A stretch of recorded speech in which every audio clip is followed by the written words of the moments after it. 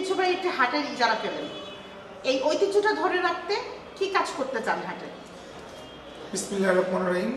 Daily লাইফকে যে আজকে আমাদের হাসনাবাদ হাটের ব্যাপারে ক্যামেরাবন্দি করার জন্য, অ্যাকচুয়ালি আপনারা জানেন প্রত্যেকটা হাটই প্রত্যেকটা পরিচালক এবং যারা হাট কমিটি যারা চাবে তাদের মতন করে হাট পরিচালনা করার জন্য। আর হাসনাবাদ এই হাটটা 2007 সালে আমরা তত্ত্বাবধায়ক সরকারের আমলে এটা আমরা প্রতিষ্ঠিত করেছিলাম। আজ দীর্ঘ 16-17 বছর আওয়ামী লীগের ফ্যাসিবাদের কায়ামে আমরা এই হাট ওইভাবে উদযাপন করতে পারিনি বা হাট ইজারা যেতে পারিনি। তারা মন করাভাবে অনেক কিছু বলে। যে কালকে আমরা হাট ইজারা সর্বোচ্চ হাসনাবাদ হাটের একটা ব্যাপার অনেকে জানে না, আপনারা মিডিয়ারা আপনাদের ভুলটা আমি একটু বিশ্লেষণ করে দিই। আমরা গত বছর এই হাটটা ওপেন টেন্ডারে 61 লক্ষ টাকা টেন্ডার দরপত্র হয়। সেই 61 লক্ষ টাকা টেন্ডার দরপত্র যখন নাকি আমি দেই, ভ্যাটবুট নিয়ে প্রায় 80 লাখ টাকার মতন আমার খরচ হয়। এবার আমি যখন নাকি আমরা সিডিউল কিনলাম, সিডিউল ফাটাইলাম, আমি 23,30,000 টাকা নিলাম। এখন অনেকেই পেপার পত্রিকা লেখালেখি করছে যে বাংলাদেশে রাজস্ব হারাইছে। অ্যাকচুয়ালি বিষয়টা এরকম না। যদি এই কোনো টেন্ডার ড্রপ করে 3 বছর, মানে বিগত 3 বছরের অধ্যয়তে বিগত 3 বছরের সিরিয়ালটার কম্পিটিশন মিলায়, সেখানে কম্প্রোমাইজের করে দেখে যে কার ওই এইটা কতটুকু আসে। সেখানে 61 যেমন আমরা দিছি, আমরা 24 দেখবো 7 লাখ টাকা হয়েছিল আমাদের। আজকে কিন্তু 23 লাখ, অনেক বেশি 7 লাখের থেকে। সাতের গল্প আপনারা কেউ ক্যামেরা ধরতেও পারেন নাই, ওই সাংবাদিক ক্যামেরাবন্দি সাংবাদিকরা বলতেও পারেননি না। একটা ক্যাঙ্গারু সাংবাদিকের একটা কমিটি ছিল বাংলাদেশে, যে সাংবাদিকরা এখন কথা বলে ওই সাংবাদিকরা কোথায় ছিল ভদ্রলোকরা? যখন নাকি 7 লাখ টাকা সাইন চালানোর মতন মানুষ গিয়া টেন্ডার বলতে কোনো শব্দ নাই দিয়া দিছে, মানে হয়ে গেছে। তো সেই সময় তারা কোথায় ছিল? এখন মিষ্টি মিষ্টি ভাষা, মিষ্টি মিষ্টি লেখা যে রাজস্ব হারাইলো। আরে ভাই, রাজস্ব কি হারাইলো? রাজস্ব দেখেন 7 লাখ, 3 লাখ আর হইলো 61 লাখ, কম্পেয়ার করে দেখেন কত লাখ হয়। এভাবে মিলিয়ে আমাদের সরকার থেকে আমরা টেন্ডারটা নিছি। তাই আমি বলবো আপনাদের যারা এখানে মিডিয়া জগৎ আছেন, আপনারা কখনো মিডিয়া আইন অন্তত না বুঝে, সব মিডিয়া তো খারাপ না, আমরা এখন কিছু মিডিয়া হয়েছি, আমরা কিছু খুশি করার জন্য একটা পর্যায়ে গেছি।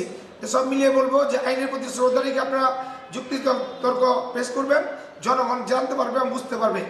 আচ্ছা ভাই, আমি আপনার কাছে একটা বিষয়, যেহেতু আপনি হাট ইজারায় দরপত্র নিয়ে কথা বললেন, আমরা দেখেছি মানে বিগত সময় হঠাৎ করে দেখা যায় যে যেই হাট ধরেন বা বাজার 50 লাখে টেন্ডার হতো, সেটা দেখা যায় 2 কোটি 3 কোটি টাকা হাঁকিয়ে তখন নিয়ে নেওয়া হয়েছে একটা বিশাল অ্যামাউন্টে।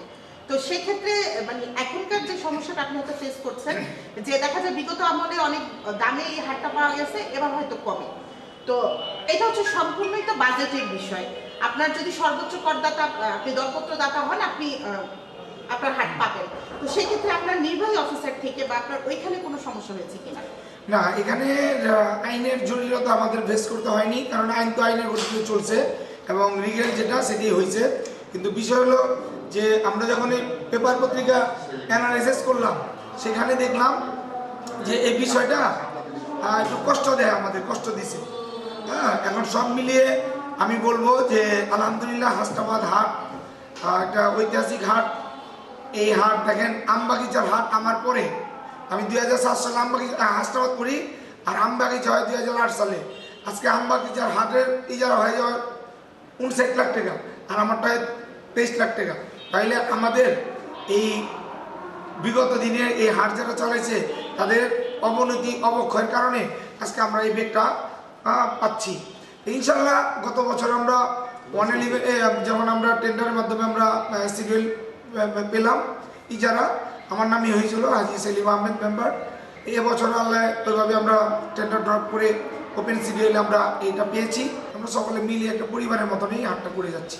ক্রেতাদের বিষয়টা কি, অনেক দিনের সময় তো দেখা গেলো এখন যদি আমরা কিছু বলি তারপর বলতে হয়, একই গান সবাই বলে। তারপরে আমার একটা ব্যবহার হলো বংশের পরিচয়।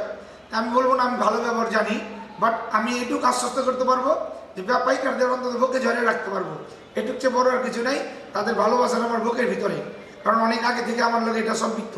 আজকে পোস্তগোলা হাট আমার হাতে, আমি ওই ইজারা করছি 2013 সালে হাট হয়েছে, দেখেন ওই হাটের 4 কোটি টাকা ইজারা হয়। তাহলে এই একটা ভালোবাসার বন্ধন থেকে ছুটে গেলে যেটা হয়।